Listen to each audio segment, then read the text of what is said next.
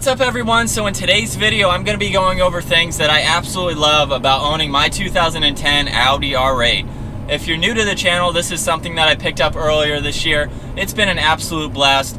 There are some downsides to the car, however. If you want to see that video, I will have it down in the description below. So this R8 is something that I've wanted for the last 10 years. When it came out, I was about 16 years old.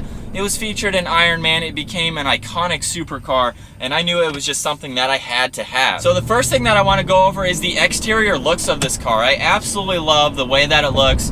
I don't think you'd be able to tell that this was an 8-year-old car. It's aged very well. The exterior has a lot of clean and smooth lines to it. There's nothing really aggressive about any of the lines. It's a sleek looking car. It sits very low to the ground. It has a wide appearance to it as well. Looking up front, I think the bumper looks really clean. They have made some upgrades to it over the years, but I don't think you can go wrong with how this one looks up front. The side has the carbon fiber side blades, which is iconic for this car. I definitely had to get them in carbon fiber. I think they look well against the carbon gray that this car is. And again, it just has a nice and clean side profile to it. And then finishing up in the rear, again with its low and wide appearance, it looks really aggressive from the back, especially since you can see the full rear tire. So that is the biggest thing for me, how this car looks. Obviously you have to like how your car looks, but I just love looking at this. Every time I go to park it, I have to turn around and look at it. It's something that I might change up at some point, you know, the wheel color or the actual color of the car. But for right now, the way that this car sits, it's just something that puts a smile on my face. The next thing that I want to go over is the power in this car. This is a naturally aspirated 4.2 liter V8 paired to a gated 6-speed manual. They don't make the V8 anymore. They also don't make it in a manual either, which makes this car a little bit more on the rare side. I think it has plenty of power though. I don't see a need to go up to the V10, especially with the price difference between them. But for this V8, it winds out to about 8,000 RPM. Woo! Oh my gosh. And it just carries that power all the way up to that 8,000 mark. Woo! Oh, my phone's going flying. Oh my gosh. I can't get over how much power that this car has. It's not a super fast car. It's definitely quick though. It has a 0 to 60 time in the low 4-second range. I'd love to be able to compare this to my brother's GTR at some point. We haven't been able to do that yet. His car is fast. This car is quick. And again, having to shift myself, you know, I'll lose a little bit of time compared to his car. So we're gonna do another pull of going around some turns too.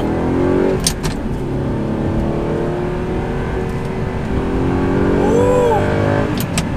Oh my gosh. The power in this car definitely does not disappoint, and being able to shift gears makes it that much more fun. Woo. Rev matching those downshifts.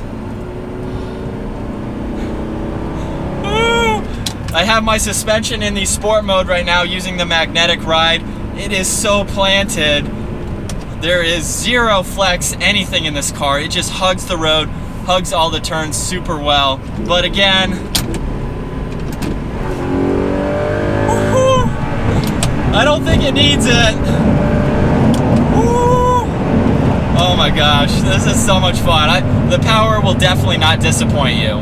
The next thing that I want to go over is the comfort of this car. Driving this on a daily basis, it is pretty comfortable. I have it in the normal suspension setup right now. I can't switch it between my magnetic ride, which really stiffens up the car, but just having it in the normal setting, it absorbs bumps really well.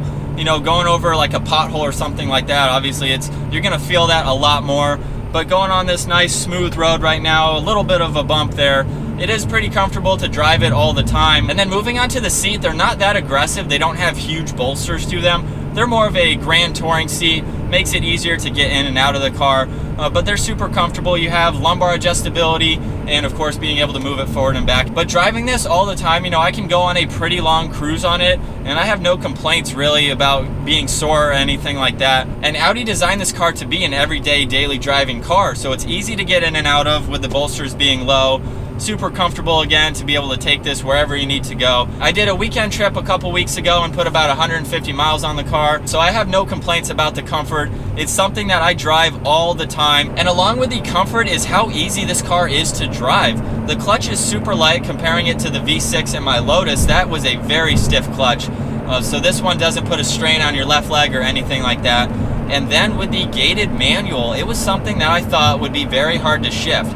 It's just what I thought before I ever drove one. But now, having driven it quite a bit now, it's super easy to use. It's very, very smooth. And it's also very satisfying when you hear that click and you're into the next gear. You know that you nailed it, and it's just something about that click. It's very engaging being able to drive the car and hear that every time you shift. It's so satisfying. I don't know why, but when you put it into that gear, especially if you're flooring it a good bit and you nail that gear, you hear that click, you're back on the gas. It's just so easy to drive. It puts a smile again on my face. Even on the downshifts, you can hear that click. Next up, I want to go over the storage space. This is kind of something that I like and don't like at the same time. It's not the most practical vehicle to have, but the front trunk space is pretty decently sized. I can fit 2 backpacks, a lunchbox, a couple other things up there, and then there's some room behind the seats to roll up anything that would fit back there. So it's not something that I hate. I do like the fact that I have room inside. I use it all the time. I've been able to go on road trips and pack a whole bunch of stuff up front. So I have been able to utilize the storage space that the car has, and I'm glad that it has the storage space up front. Again, my Lotus had nothing up front, so that is something new to me. And if you weren't looking to, haul any large items, or you didn't have to pick anything up like that, and you were just daily driving this, getting groceries and putting your briefcase or something up front, it is something you could drive on a daily basis, and I do drive it as much as I can. But the storage space is something that I like. It is versatile in being able to stuff anything that you can fit in there. Moving back to the inside of the car is the fact that this is just a normal Audi on the inside. Yes, it has the extended leather package, so the seats, the dash, the steering wheel. It's got carbon fiber on the doors. It just has a nice premium feeling interior to it. But when you come down to all the buttons, the navigation screen and things like that, it is just a normal Audi on the inside. I've driven the TT. It was very familiar to me when I hopped into this car because the interior is pretty much the same. The dash was set up the same. The navigation screen was similar. The buttons were in a different orientation, but everything was the same, just placed differently. So this is an easy car that I can take to my Audi dealer. There's a close one that's certified and working on R8s. If I have any issues come up with like the window switches or any of the electronics, it's really easy to be able to fix it. You don't have to special order really any parts. They're able to get them easily and readily available for me. When I had to fix the front caliper, they got it in about 4 days. So it's really easy to be able to fix anything on this car. Hopefully I don't have to, but the interior is something that's found across all the Audis. They like to use a similar interior across the board, no matter if it's the TT or it's an SQ5. And moving from that back to the outside is the fact that this car really doesn't get that much attention. It surprised me a bit. I thought it would get a lot more than it does. Comparing this to my Lotus Evora, which got a lot more attention, I think the main difference is that the Lotus emblem is just a circle that's pretty much yellow. Nobody really knows what that is. When you look at the back of this, you see the 4 circles, which everybody knows is an Audi, so many people just see the rings and that's all that they really look at. They don't see it more of an R8. So that's really nice to be able to not get all of the attention all the time. I do have people come up behind me and take pictures. They'll come up to me at the gas station and ask me what kind of car it is.